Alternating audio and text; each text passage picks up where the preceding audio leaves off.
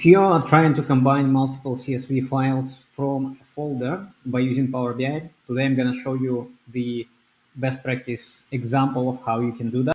There are multiple ways how you can do it. The first example that I'm going to show you is a standard way how you can load the files, but I do not recommend using that method. I'll show you the best practice method instead after that. So first of all, let's have a look how natively you would do that by using Power BI functionality. So you would select folder, you would navigate to the folder location,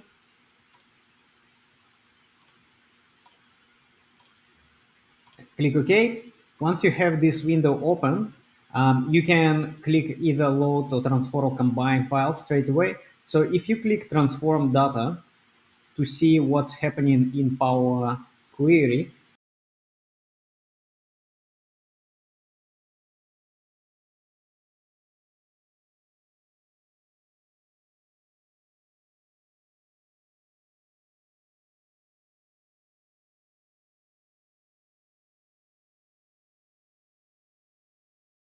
so what it does, it picks up the first file and then it creates a multiple queries here. As you can see, what it has done, it has created a helper query where it has used a sample file, and that sample file is the first file out of these two. And then it's used that file to identify what are the columns in that file. And then based on that sample, it would load two files and combine them together. Now, as you can see, it's very messy. Imagine if you have multiple queries, if you're combining files multiple times, then it's going to get very messy, not very readable, and not very nice.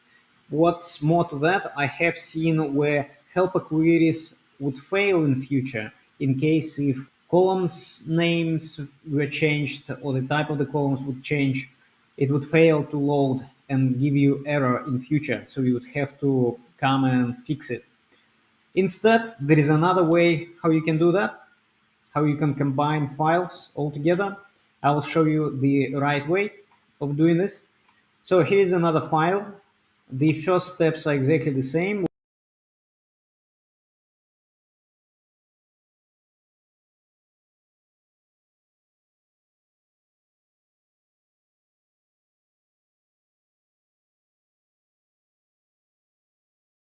So far, the steps are exactly the same, but now where it changes, we're not gonna hit this combine files button. Instead, what we're gonna do, we are going to create a new column that will get the content of these two files from the content field. Let's call it get content, and let's start typing CSV document. Now all you get to do is just select content. So if you do that, you'll see that the data is right there. However, there is one problem with that. The headers, as you can see, are not promoted.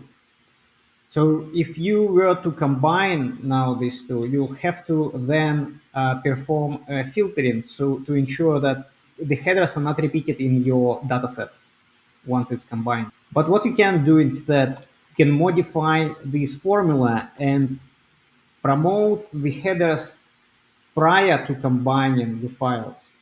Function that we need to use is called table promote headers.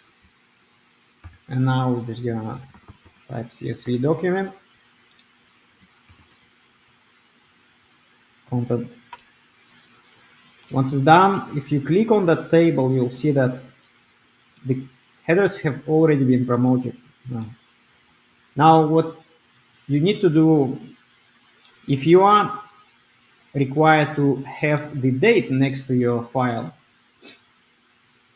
you can basically use the name of the file. In my case, it's been saved with the date, right, when it was generated. So what I can do, if I go to transform, I can select extract data before delimiter, and my delimiter is .csv. Here you go. Here's your date. Now we're gonna select these two columns, right click and remove other columns. Now we just need to expand this. I click on this on these arrows.